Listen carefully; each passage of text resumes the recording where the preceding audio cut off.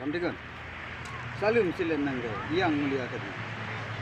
Hari ini kita akan pelajari jurus drill borgor yang kedua, ya, yaitu untuk menangkis. Nah, kemarin udah drill borgor 1 memukul, sekarang drill borgor 2. Nah, untuk menangkis.